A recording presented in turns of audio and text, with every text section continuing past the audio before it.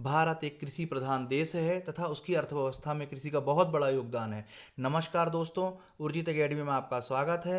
आज हम बात कर रहे हैं भारत में उत्पादन होने वाली प्रमुखतः फसलों की, तथा हम ये देखेंगे कि भारत में कौन कौन सी मुख्यतः फसलें उत्पादित की जाती है। साथ ही साथ हम ये भी देखेंगे कि भारत में कि किस राज्य में उस फसल का सर्वाधिक उत्पादन किया जाता है। तो चलिए हम शुरू करते हैं भारत की कृषि। सबसे पहले जो है हम बात कर रहे हैं गेहूं की।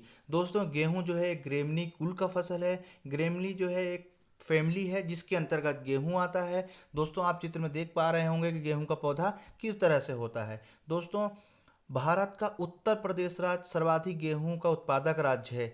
देश के कुल उत्पादन का लगभग 24% जो है उत्पादन अकेले उत्तर प्रदेश द्वारा किया जाता है। दोस्तों, बहुत खाद्यान्न के हिसाब से अगर देखा जाए तो सर्वाधिक खाद्यान्न का उत्पादन भी जो है उत्तर प्रदेश राज्य ही करता है। इसके बाद हम पंजाब, हरियाणा और मध्य प्रदेश का गेहूं के उत्पादन में स्थान आता है। दोस्तों, चावल के बाद जो है गेहूं दूसरी ऐसी फसल है जो कि खाद्यान्न में उपयोग में लाई जाती है। गेहूं रबी की फसल है। रबी की फसल का मतलब ये होता है कि गेहूं को सितंबर अक्टूबर के मध्य बोया जाता है तथा मार्च अप्रैल के मध्य जो है इसको काट लिया जाता है। गेहूं दोस्तों एक ऐसी फसल है कि जब 1966-67 में हरित क्रांति आई थी तो सर्वाधिक जो है गेहूं को प्रोत्साहित किया गया था। ठीक है, ये प्रश्न कई बार पूछा गया है कि हरित क्रांति में किस फसल को सर्वाधिक प्रोत्साहित किया गया था, तो जिसमें जो है गेहूं को सर्वाधिक प्रोत्साहित किया गया था। इसके बाद हम देखते हैं कि दूसरी फसल है चावल।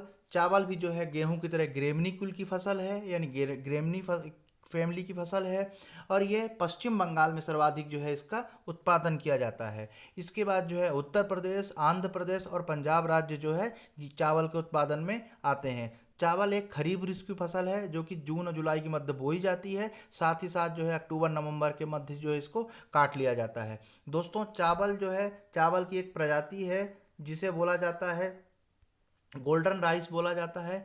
ये बहुत महत्वपूर्ण फसल है। इसमें विटामिन ए बहुत मात्रा में पाया जाता है। उस विटामिन को बीटा कैरोटीन कहा जाता है। दोस्तों, कई बार ये प्रश्न पूछा जा चुका है कि गोल्डन जो राइस है उसमें कौन सा विटामिन जो है पाया जाता है। दोस्तों, हरित क्रांति जब हुई थी तो उसमें जो है चावल की फसल को जो है शामिल नहीं किया गया था। कई बार ये प्रश्न जो है पूछा गया है बहुत सारे एग्जाम में, चाहे पीसीएस हो चाहे कोई सा भी एग्जाम हो व्यापम का, उसमें सभी एग्जामों में जो है ये पूछा गया है कि कौन सी फसल है जिसे हरित क्रांति के तहत शामिल नहीं किया गया है। उसमें मुख्यतः जो है चावल है। अब हम बात कर लेते हैं अनुसंधान केंद्र की। तो अंतर्राष्ट्रीय स्तर पर इसका अनुसंधान केंद्र मनीला फिलीपींस में है, और राष्ट्रीय स्तर पे जो है चावल का अनुसंधान केंद्र कटक उड़ीसा में है। दोस्तों, मध्य प्रदेश में जो सर्वाधिक चावल है वो उगाया जाता है बालाघाट जिले में। ठीक है, अब हम इसके बाद बात करते हैं जो अगली फसल है वो है मक्का की। दोस्तों, मक्का एक उभयलिंगी पौधा है। उभयलिंगी का मतलब ये होता है कि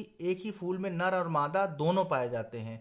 ये खाद्यान्नों में सर्वाधिक कार्बोहाइड्रेट्स पाया जाता है, यानी 80% के लगभग जो इसमें कार्बोहाइड्रेट्स पाया जाता है। और मक्का C4 कुल का पौधा है। ठीक है, भारत में जितने फसलें उगाई जाती है उसके 90% C3 कुल की फसलें होती हैं, किंतु 10% से कम जो है C4 कुल की फसलें होती हैं। ठीक है, जिसमें से मक्का एक है। दोस्तों, गन्ना, शकरकंद, मक्का और घास, ये चारों फसलें जो है C4 कुल में आती हैं। दोस्तों, बहुत इंपॉर्टेंट है, कई बार ये प्रश्न पूछा गया है कि C4 कुल की फसलों को आप बताइए। तो C4 कुल की जो फसलें हैं वो है मक्का, मक्का, शकरकंद, शक्कर इन द सेंस गन्ना और घास, ये जो है C4 कुल की फसलें हैं। दोस्तों, मक्का में एक रोग लगता है जिसे वाइट वर्ड कहा जाता है। ये जस्ता या जिंक की कमी के कारण होता है। ये प्रश्न भी जो है कई बार पूछा गया है। मक्का सर्वाधिक जो है इसका उत्पादन कर्नाटक राज्य में किया जाता है। इसके बाद राजस्थान और महाराष्ट्र का स्थान आता है। दोस्तों, मक्का एक मोटा अनाज के अंतर्गत आता है जिसमें जो है इसको अगर कम पानी और ज़्यादा गर्मी हो वहाँ पर भी जो है आसानी से इसको उगाया जा सकता है, यानी इसे पानी की ज़्यादा आवश्यकता नहीं नहीं होती है। मक्का भी खरीफ ऋतु की फसल है। मक्का का उपयोग जो है आजकल बायोडीजल बनाने में किया जा रहा है। दोस्तों, मक्का का सर्वाधिक उत्पादन जो है वो अमेरिका में किया जाता है। वहाँ जो पशु है सुअर को खिलाया जाता है तथा उससे जो मांस प्राप्त होता है उससे वो लाभ कमाते हैं, यानी फ़ायदा मुनाफा कमाते हैं। ठीक है, तो इस तरह से जो है मक्का बहुत महत्वपूर्ण फसल है। अब अगली फसल हम देखते हैं वो है जौ। जौ जो है ये भी रबी की फसल है, रवि ऋतु की फसल है, यानी सितंबर अक्टूबर में इसको बोया जाता है और मार्च अप्रैल में काट लिया जाता है। दोस्तों, मक्का के साथ साथ ज्वार बाजरा ये सभी फसलें जो है मोटे अनाज के तहत जो है आती है। जौ का उपयोग जो है दोस्तों शराब बनाने में भी किया जाता है। उत्तर प्रदेश और राजस्थान इसके प्रमुख उत्पादक राज्य हैं। इसके बाद हम बात करते हैं ज्वार की। दोस्तों, हम देख पा रहे हैं, मैंने सभी फसलों के साइड में उनके जो है चित्र लगाए हैं, बताए हैं, जिससे कि जो है डायग्राम के माध्यम से, जिससे कि आप जो है आसानी से समझ पाएँ। ये है दोस्तों, ये ज्वार है। ज्वार एक घना मोटे किस्म का पौधा होता है, जिसके ऊपरी सिरी में जो है उसमें फसल लगती है। जब उसको आप तोड़ के इसको थोड़ा सा आप हल्का सा अगर डंडे से झाड़ेंगे तो उसमें छोटे छोटे जो है बीज निकलते हैं। ये रबी और खरीफ दोनों ऋतुओं में जो है बोया जाता है और सर्वाधिक ज्वार का जो है उत्पादन जो है महाराष्ट्र द्वारा जो है किया जाता है। इसके बाद कर्नाटक और राजस्थान का स्थान आता है। दोस्तों, ज्वार दोनों ऋतुओं में उगाए जाने वाला फसल है, यानी इसको खरीफ में भी और रबी में भी किया जाता है, लेकिन मुख्यतः इसको जो है खरीफ ऋतु में जो है बोया जाता है। दोस्तों, इसमें महत्वपूर्ण ये है कि ये किस ऋतु में उगाया जाता है, साथ ही साथ इसका सर्वाधिक उत्पादन राज्य कौन सा है। अगली जो फसल है वो है बाजरा। दोस्तों, आप डायग्राम में देख पा रहे होंगे कि ये बाजरा किस तरह का होता है, और राजस्थान और उत्तर प्रदेश जो है जो इसके प्रमुख उत्पादक राज्य हैं। ये बेसिकली ये भी सभी मोटे अनाजों की तरह ये भी एक खरीफ ऋतु की जो है फसल है। अगली फसल दोस्तों है सोयाबीन। बहुत महत्वपूर्ण फसल है। सोयाबीन का जो वनस्पतिक नाम है वो ग्लाइसिन मैक्स है। दोस्तों, ग्लाइसिन इसमें इसका नाम हो गया और मैक्स इसकी प्रजाति है। यानी जैसे हम बात करें अल्फ़ा 1, अल्फ़ा 2, अल्फ़ा 3, तो इसमें अल्फ़ा तो नाम हो गया, लेकिन जो 1, 2, 3 है ये इसकी प्रजाति हो गई। दोस्तों, जो सोयाबीन की उत्पत्ति है वो सोयाबीन की उत्पत्ति जो है चीन में हुई है, पर इसका सर्वाधिक उत्पादन जो है वो अमेरिका में होता है। दोस्तों, सोयाबीन का जो सर्वाधिक उत्पादन है वो मध्य भारत में मध्य प्रदेश में होता है, और इसके बाद महाराष्ट्र और राजस्थान का नंबर आता है। यानी भारत का जो 50 से 60% जो सोयाबीन है वो अकेले मध्य प्रदेश में होता है, इसीलिए मध्य प्रदेश को जो है सोया प्रदेश भी कहा जाता है। इसके बाद महाराष्ट्र, राजस्थान और उत्तर प्रदेश में जो है सोयाबीन की पैदावार होती है। दोस्तों, सोयाबीन को अगर हम मल्टीपर्पज़ खाद्यान्न फसल कहें तो बहुत ज़्यादा अच्छा होगा, क्योंकि सोयाबीन का जो उत्पादन है उसमें तेल, पनीर, बिस्किट, दालें, बहुत सारी चीज़ों में जो है इसका उपयोग किया जाता है। यानी ये बहुआयामी फसल है। इसमें प्रोटीन की मात्रा जो है 40 से 42% जो है पाई जाती है। दोस्तों, कई बार ये प्रश्न पूछा गया है कि सोयाबीन में कितने प्रतिशत प्रोटीन की मात्रा पाई जाती है, तो वो है 40 से 42%। ठीक है, सोयाबीन से तेल भी बनाया जाता है, पनीर भी, बिस्किट भी और दालें भी जो है इससे बनाई जाती हैं। मध्य प्रदेश की हम बात करें तो सर्वाधिक जो है सोयाबीन का उत्पादन उज्जैन में किया जाता है, और जो इसका अनुसंधान केंद्र है वो राष्ट्रीय सोयाबीन अनुसंधान केंद्र जो है मध्य प्रदेश के इंदौर जिले में अवस्थित है। ठीक है, बहुत महत्वपूर्ण फसल जो है। आप डायग्राम में देख रहे होंगे कि फल्ली की तरह जो ये इसमें दाने लगते हैं, और ये खरीफ ऋतु की फसल है। इसको पानी की ज़्यादा आवश्यकता होती है, पकने समय तापमान की ज़्यादा आवश्यकता होती है। ठीक है, इस हिसाब से जो है ये खरीफ ऋतु की फसल है। अगली फसल की जो हम बात करते हैं वो है दालें।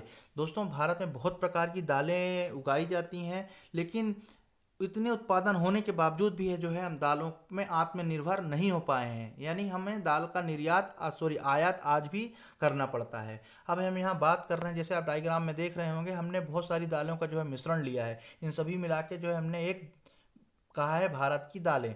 तो इसमें दालों में जो है अरहर, मूंग, उड़द दाल, मसूर, चना, सोयाबीन और मटर जो है इसमें हमने शामिल किया गया है। ये जो जितनी दालें हैं ये अलग अलग ऋतुओं में बोई जाती हैं। जैसे अरहर हो गई, मूंग और उड़द, ये जो है ये खरीफ ऋतु की फसल है। अरहर को जो है तुअर भी कहा जाता है। मसूर, चना ये दोनों जो है रबी ऋतु की फसल है। सोयाबीन जो है खरीफ की है, और मटर रबी ऋतु की फसल है।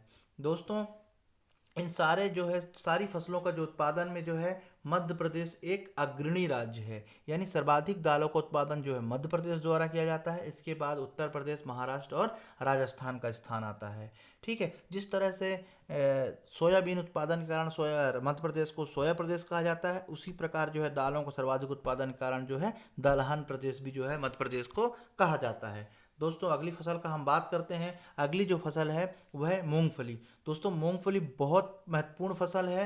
ये खरीफ ऋतु की फसल है, और भारत के गुजरात राज्य में जो है सर्वाधिक मूंगफली का उत्पादन होता है। इसके बाद जो है नंबर आता है महाराष्ट्र का। यानी आप डायग्राम में देख पा रहे होंगे कि ये किस तरह से फसल है। एक पौधा होता है जिसके नीचे जो है बहुत सारी मूंगफली के जो है दाने जैसा एकदम बना होता है, जैसे गुच्छे जैसा होता है, जैसे कि आप डायग्राम में जो है देख पा रहे होंगे। इसके बाद जो दोस्तों अगली जो फसल है वो है गन्ना। दोस्तों गन्ना बहुत महत्वपूर्ण फसल है, इसे व्यापारिक फसल भी कहा जाता है, व्यापारिक फसल भी कहा जाता है। ये भारत के उत्तर प्रदेश में सर्वाधिक जो है गन्ना का उत्पादन किया जाता है। इसके बाद महाराष्ट्र, कर्नाटक और तमिलनाडु का जो है नाम आता है। ये जो थोड़ा सा छिप गया है, यहाँ तमिलनाडु है। दोस्तों जो गन्ने में रस होता है वो दक्षिण भारत के गन्नों में सर्वाधिक जो है रस होता है, बेटर देन जो है उत्तर भारत की तुलना में। कारण क्या है, वहाँ पर्याप्त सिंचाई तथा क्लाइमेट के कारण जो है उन गन्नों में ज़्यादा रस होता है। इसके बाद जो है हम इसके अनुसंधान केंद्र की बात करें तो भारतीय गन्ना अनुसंधान केंद्र जो है लखनऊ में अवस्थित है। वहीं प्रजनन केंद्र की हम बात करें तो वह तमिलनाडु की कोयम्बटूर में अवस्थित है। दोस्तों मैंने भारत के जितने कृषि से रिलेटेड अनुसंधान केंद्र हैं इस पर एक वीडियो बनाया है और उर्जित एकेडमी में जो है अपलोड है। आप चाहें तो अगर उससे संबंधित और देखना चाहें तो आप वहां जाके आसानी से देख सकते हैं। दोस्तों गन्ना जो है खरीफ ऋतु की या मानसून ऋतु की जो है फसल है। तो दोस्तों इस तरह से जो ये बहुत महत्वपूर्ण टॉपिक जो है समाप्त हुआ। अगर आपको इसके अलावा और किसी भी विषय पर अगर ऐसा लगता है कि वीडियो बनाना चाहिए तो आप मुझे कमेंट्स बॉक्स में ज़रूर लिखें। वीडियो को लाइक करें, सब्सक्राइब करें तथा शेयर करें। दोस्तों बहुत महत्वपूर्ण टॉपिक था। जितने प्रश्न मैंने इसमें जितने भी फसल लिया है इससे रिलेटेड प्रश्न कहीं ना कहीं किसी न किसी एग्ज़ाम में पूछे गए हैं और उम्मीद करता हूं कि भविष्य में जो है और पूछे जाएंगे। दोस्तों हरित क्रांति पर मैं एक स्पेशल वीडियो बनाऊंगा जिसमें मैं हरित क्रांति को वैश्विक स्तर पे, साथ ही साथ भारत के परिप्रेक्ष्य में और उससे सकारात्मक और नकारात्मक पहलुओं पे जो है मैं उसमें चर्चा करूंगा और बताऊंगा कि हरित क्रांति जो है भारत के लिए किस तरह से खाद्यान्नों में आत्मसमर्पण आत्मनिर्भर होने पे जो है उसमें सहायक हुई। और उसमें मैं उसके कुछ दोषों पे ही जो नकारात्मक दोष जो है नकारात्मक पहलू हैं उस पर भी बताऊंगा कि उसके आखिर कुछ नकारात्मक हानियाँ भी हुई हैं जिस पे जो है मैं चर्चा करूंगा। इसके बाद दोस्तों जो है एक वीडियो बनाऊंगा जिसमें फल और जो व्यापारिक फसलें हैं, कौन सी फसलें कहाँ उगाई जाती हैं, उस पर भी जो है मैं वीडियो बनाऊंगा। अक्सर पूछा जाता है पिछले कुछ विगत वर्षों में जो है पूछा गया था कि भारत में सर्वाधिक आम का उत्पादन कहाँ होता है। ठीक है, इसी तरह अंडा हो गया कहाँ पाया जाता है, और जूट हो गया, ये जो बहुत सारी जो व्यापारिक फसलें हैं, चाय हो गया, तो इन सभी पे जो है एक मैं और वीडियो बनाऊंगा जिससे कि जो है ये सारे प्रश्न हैं और पूछे जाते हैं तो जो है आपसे बिल्कुल मिस नहीं होंगे। तो दोस्तों चैनल को लाइक करें, सब्सक्राइब करें तथा बेल आइकन को प्रेस करें जिससे मेरे द्वारा वीडियो बनाए गए जो है आपको समय पर उसका नोटिफिकेशन मिलते रहे। इसलिए आप पढ़ते रहिए और अपना स्वयं का नोट्स बनाएं। नमस्कार।